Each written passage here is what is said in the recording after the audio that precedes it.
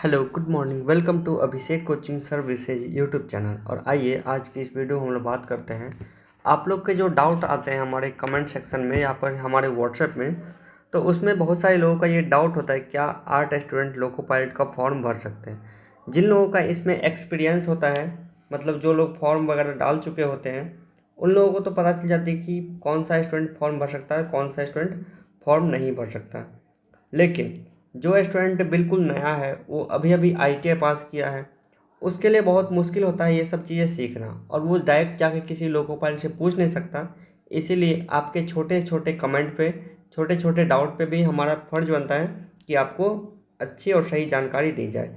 तो आपके पास क्वेश्चन ये है, क्या आर्ट स्टूडेंट लोको पायलट का फॉर्म भर सकते हैं। आर्ट के जो स्टूडेंट होते हैं वो लोको पायलट का फॉर्म भर सकते हैं या फिर नहीं भर सकते हैं, आपको हम बिल्कुल ऑफिशियल नोटिफिकेशन दिखाएंगे जो आरआरबी की तरफ से निकली थी, 2018 में निकली थी जो वैकेंसी। उसके अंदर में क्या बातें लिखी हुई है वो मैं आपको बताऊंगा। तो देखिए, अगर आप बिल्कुल नए स्टूडेंट हैं और आप लोको पायलट की तैयारी कर रहे हैं तो आप हमारे चैनल पर बिल्कुल बने रहिएगा और मैं आपको पूरा गाइडेंस दूंगा। मैंने 2014 में और 2018 में मैंने इस लोको पायलट एग्ज़ाम को मैंने अच्छे क्वालिफाई किया हूँ आरआरबी मुजफ्फरपुर से। तो इसलिए हमारे पास जो जानकारी होगी और वो मेरे हिसाब से काफ़ी बेहतरीन जानकारी होगी एक नए स्टूडेंट के लिए। तो हमारे वीडियो में बने रहिए। ये वैकेंसी जब निकली थी 2018 में आरआरबी की तरफ से, उसके बाद कोई वैकेंसी नहीं आई है। इससे पहले 2014 में वैकेंसी आई थी, और अब जो अगली वैकेंसी 2023 में, यानी कि बस अगले साल आने वाली है 2023 में, ये 31 दिसंबर को गणना हो जाएगी कहाँ पे कितनी सीटें हैं। इसके बाद जब रेल बजट होगा फरवरी में, तो उसी के समय फरवरी या फिर मार्च में इसकी वैकेंसी आने की पूरी पूरी संभावना है। तो ये आरआरबी का नोटिफिकेशन है। और आइए अब देखिए, अब आपके डाउट को हम बिल्कुल अच्छे से क्लियर करते हैं। यहाँ पे देखिए क्या लिखा हुआ, असिस्टेंट लोको पायलट इलेक्ट्रिकल और डिपार्टमेंट ट्रैक्शन। अब देखिए, लोको पायलट दो तरह के होते हैं, एक होते हैं इलेक्ट्रिकल, एक होते हैं मैकेनिकल। अब देखिए, इसमें वैसे स्टूडेंट के भी डाउट क्लियर हो गए जिन लोगों को लगता है कि मेरा इलेक्ट्रीशियन से लोको पायलट है तो क्या मैं डीजल इंजन चला सकता हूँ या फिर नहीं चला सकता हूँ। या फिर जो स्टूडेंट सोचते हैं कि मेरा इलेक्ट्रीशियन से लोको पायलट है तो डीजल चला सकता हूँ नहीं चला सकता हूँ। या फिर जो लोग सोचते हैं मेरा फीटर से इलेक्ट्रीशियन है, वो डीजल चला इलेक्ट्रीशियन मतलब इलेक्ट्रिकल इंजन चला सकते हैं या फिर नहीं चला सकते हैं। तो आप यहाँ पे देख पाएंगे कि ये असिस्टेंट लोको पायलट का इलेक्ट्रिकल सेक्शन का है, डिपार्टमेंट आपका इलेक्ट्रिकल है। तो इसमें देखिए क्वालिफिकेशन आपका क्या है। पहला में तो क्या है, मैट्रिकुलेशन SSLC इश्यू कहा जाता है प्लस, यानी कि 10th क्लास 10th प्लस। इसमें क्या होना चाहिए, ITI from recognised institution of NCVT and SCVT। NCVT या फिर SCVT दोनों में से कोई भी हो तो चलेगा, ठीक है, दोनों में से कोई भी हो चलेगा, चाहे NCVT का हो या फिर SCVT का हो, दोनों में कोई भी हो चलेगा। अब देख रहे हैं क्या, यहाँ पे देखिए इलेक्ट्रीशियन मतलब कि इलेक्ट्रिकल लोको पायलट के सेक्शन में भी देखिए आपको यहाँ फीटर मिलेगा और इलेक्ट्रीशियन मिलेगा। इसके अलावा देखिए यहाँ पे आपको इसमें भी आपको फीटर इलेक्ट्रीशियन दोनों मिलेगा। देखिए इलेक्ट्रीशियन है यहाँ पे और यहाँ पे फीटर है, तो इसलिए आप लोग अपना डाउट दूर कर लीजिए फिलहाल इसी वीडियो में। अब देखिए आपके पास क्या ऑप्शन है, 10th प्लस ITI या फिर डिप्लोमा या फिर और कुछ। इसके अलावा इसमें आप पढ़ के देखिए कुछ भी एक्स्ट्रा नहीं दिया हुआ है। ITI में 10th प्लस ITI है तो चलेगा। इसके अलावा 10th प्लस मतलब कि एक अप्रेंटिसशिप होती है वो आपने किया है तो भी चलेगा। और 3 ईयर डिप्लोमा है या फिर बीटेक है तो वो भी चलेगा। यहाँ पे देखिए डिग्री मतलब बीटेक होता है या फिर BE होता है, तो ये भी चलेगा। मतलब तीनों में से कोई भी एक हो तो चलेगा। यहाँ पे कहीं पर भी साइंस का जिक्र, कॉमर्स का जिक्र या फिर आर्ट का जिक्र नहीं किया। और क्लास टेंथ में तो सबका बिल्कुल कॉमन ही सब्जेक्ट होती है। वैसे आर्ट साइंस जो है ना वो क्लास 12 के बाद बढ़ जाती, क्लास 11 से शुरू होती है। तो यानी कि 10th ही आपका चाहिए मिनिमम क्वालिफिकेशन। इसके ऊपर आपने 12 किया है या फिर नहीं किया है, इससे कोई मतलब नहीं है, कोई बिल्कुल भी मतलब नहीं है। आप यहाँ पे ऑफिशियल आपको मैंने आपको यहाँ पे नोटिफिकेशन मैंने आपको दिखा दिया हूँ। तो आई होप कि आपका डाउट दूर हो गया होगा। अब आइए हम लोग बात करते हैं आप लोग की लोको पायलट तैयारी के बारे में। तो इसमें देखिए तैयारी करेंगे आप लोग लोको पायलट एग्जाम के, तो इसमें आपको 3 एग्जाम से गुजरना पड़ेगा, CBT 1, CBT 2 और CBT 3।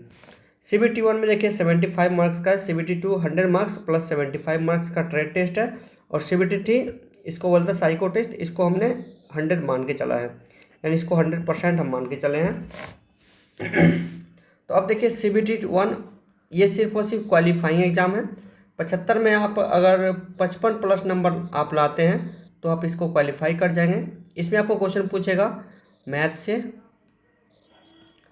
आपको 20 क्वेश्चन, रीजनिंग से आपका 20 क्वेश्चन, साइंस से आपका है 25 क्वेश्चन, साइंस में जिसको कि आएगा फिजिक्स, केमिस्ट्री और बायोलॉजी। इसके बाद देखिए general awareness on current affairs, इसमें से क्वेश्चन पूछा जाता है 10, यानी जो बेसिकली करंट अफेयर्स का ही होता है, लगभग 6 क्वेश्चन, और बच गया कितना 4 क्वेश्चन। तो 4 क्वेश्चन में आपका पूछ लेगा history, geography, economics, political science, इसके बाद गेम जीके, कंप्यूटर साइंस, यानी 7-8 सब्जेक्ट मिला करके टोटल मतलब 4 ही क्वेश्चन आएगा एग्जाम में, टोटल 4 ही क्वेश्चन आएगा। तो इसलिए आप लोग को कहाँ पे ध्यान देने की जरूरत है, मैथ में, रीजनिंग में, साइंस में, इसके बाद कहाँ पे करंट अफेयर्स में, और पिछले 2 साल का करंट अफेयर्स आपसे पूछा जाएगा, 2 साल का करंट अफेयर्स, तो इतना चीज़ आप याद रखेंगे। और क्वालिफाई होने के लिए 55 नंबर चाहिए, इसको क्वालिफाई करने के बाद आप CBT 2 का फॉर्म आप डाल पाएंगे। अब आइए समझते हैं CBT 1 के बाद CBT 2 का क्या है पैटर्न, एग्जाम पैटर्न। देखिए CBT 2 में आपका 2 एग्जाम है।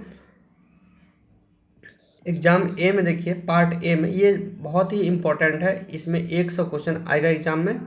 इसको पास करने के लिए आपको 70 प्लस नंबर आपको चाहिए होगा।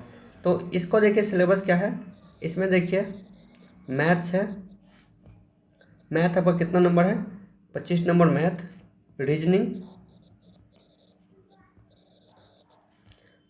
आपका है 25 नंबर। इसके बाद देखिए basic science and engineering, basic science and engineering का क्वेश्चन आता है 40 नंबर का।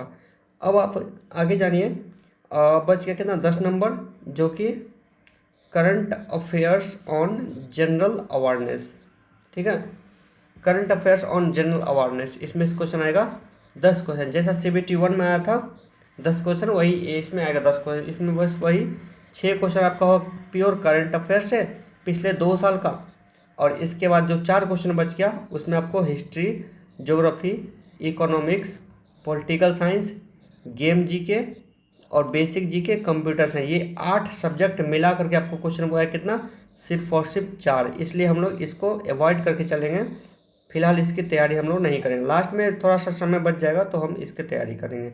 इसको पास होने के लिए 70 प्लस नंबर चाहिए। और देखिए आपका जो मेरिट तैयार होता है, मेरिट जो बनता है वो यहीं से बनता है, आपका 70 से जितना ज़्यादा नंबर लाएंगे तो यहीं से होगा आपका मेरिट तैयार। पार्ट बी जो है 75 नंबर का, ये क्वालिफाइंग एग्जाम है।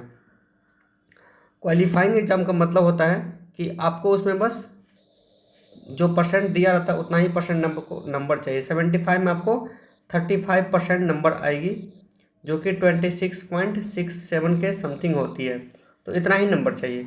और आपका अगर ट्रेड टेस्ट इलेक्ट्रीशियन है तो आपको इलेक्ट्रीशियन से ही क्वेश्चन आएगा, आपका अगर ट्रेड टेस्ट फीटर है तो आपको फीटर से ही क्वेश्चन आएगा, आपका अगर ट्रेड टेस्ट डीजल मैकेनिक है तो आपका क्वेश्चन जो है डीजल मैकेनिक से ही आएगा। तो इसमें बस 75 क्वेश्चन आएगा, 75 में आपको 26 नंबर लाना अनिवार्य है। इसके बाद CBT 3 देखिए ये होता है साइको टेस्ट।